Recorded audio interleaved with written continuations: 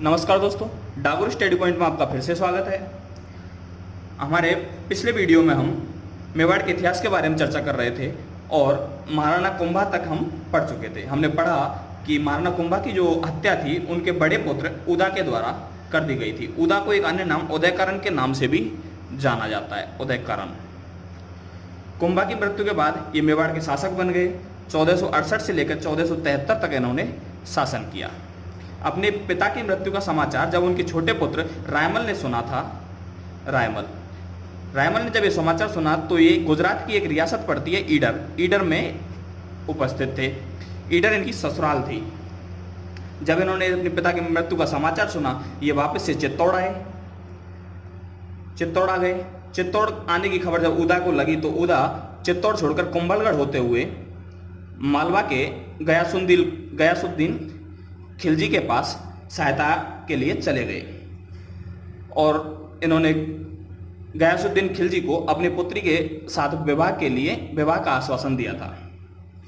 यह सब घटनाक्रम चल ही रहा था तो 1473 ईस्वी में उदा की आकाशीय बिजली गिरने से मृत्यु हो गई थी। आकाशीय बिजली गिरने से उदा की मृत्यु हो गई थी।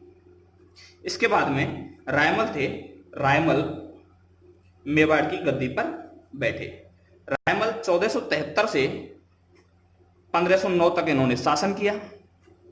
रायमल की रानी थी श्रृंगार देवी। हमने हमारे पिछले वीडियो में देखा था कि श्रृंगार देवी जो थी ये रणमल के पुत्र जोधा की पुत्री थी।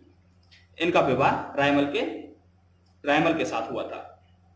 रायमल ने एकलिंग मंदिर का वर्तमान स्वरूप बनवाया था। एकलिंग मंदिर का वर्तमान स्वरूप रायमल के द्वारा बनवाया गया था। वर्तमान स्वरूप। इनकी जो रानी थी श्रृंगार कंवर ने घोसुंडी में बावड़ी का निर्माण करवाया था। घोसुंडी में बावड़ी का निर्माण करवाया था। अब जब बात घोसुंडी की आई है तो घोसुंडी के अभिलेख के बारे में हम चर्चा कर लेते हैं थोड़ी सी। घोसुंडी का अभिलेख 2री शताब्दी ईसा पूर्व का अभिलेख है। 2री शताब्दी ईसा पूर्व, 2री शताब्दी का यह अभिलेख ब्राह्मी लिपि तथा संस्कृत भाषा में लिखा गया है। ब्राह्मी लिपि है इसकी, संस्कृत भाषा में। इस अभिलेख में भागवत धर्म के बारे में बताया गया है।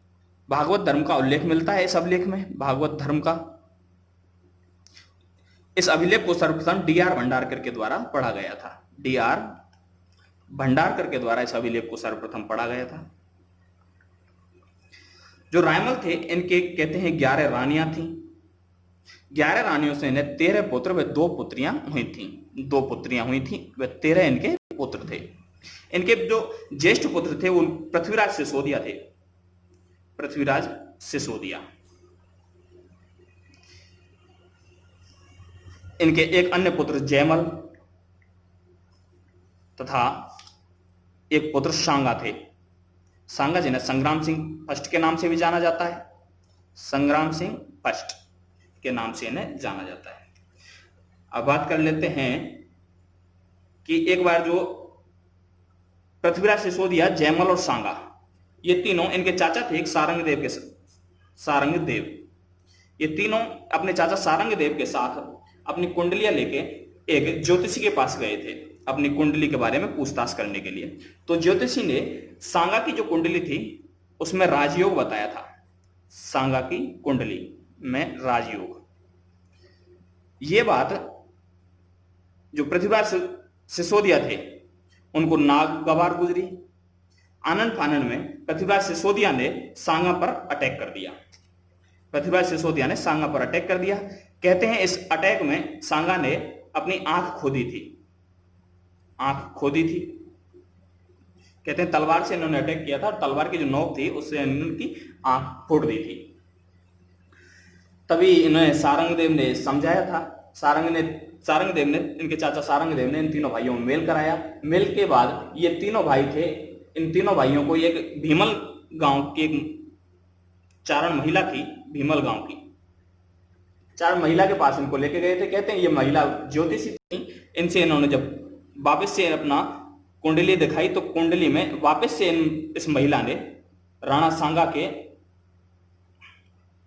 सांगा की कुंडली में राजयोग बताया। कहते हैं वापस से ये पृथ्वीराज सिसोदिया ने इन पर अटैक किया। पृथ्वीराज सिसोदिया ने आनंद फानन में वापस से अटैक किया। जैसे तैसे राणा सांगा ने अपनी जान बचाई और राणा सांगा वहां से फरार हो गए। कहते हैं जो ये राणा सांगा थे ये अजमेर के गांव श्रीनगर में इन्होंने वहां से भागकर अजमेर के गांव श्रीनगर आ गए थे। अजमेर में एक गांव पड़ता है श्रीनगर, ये श्रीनगर आ गए थे और श्रीनगर में इन्होंने करमचंद पवार के पास शरण ली थी। करमचंद पवार के पास, करमचंद पवार को जब राणा सांगा समय गुजरने के बाद में शासक बन जाते हैं मेवाड़ के, करमचंद पवार को इन्होंने रावत की उपाधि दी थी। रावत की उपाधि। इसके बाद में थोड़ा सा हम पृथ्वीराज सिसोदिया के बारे में जान लेते हैं। पृथ्वीराज सिसोदिया, पृथ्वीराज सिसोदिया रायमल के बड़े पुत्र थे। इन्हें उड़ना राजकुमार के नाम से जाना जाता है। उड़ना राजकुमार।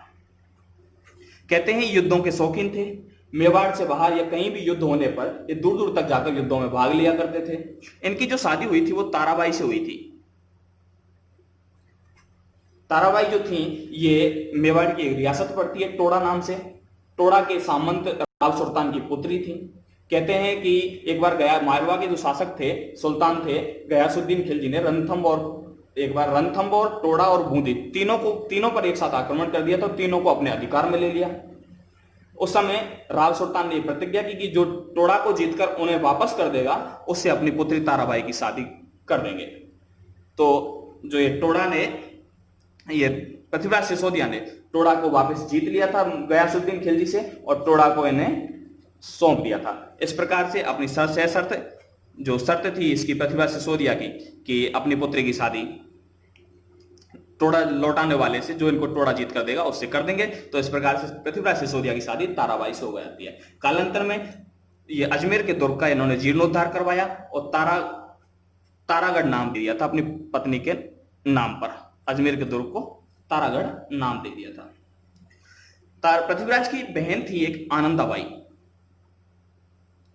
आनंदाबाई की जो शादी थी ये सिरोही का एक राजकुमार थे। सिरोही के वो कहते हैं शासक थे राव जगमाल के साथ पृथ्वीराज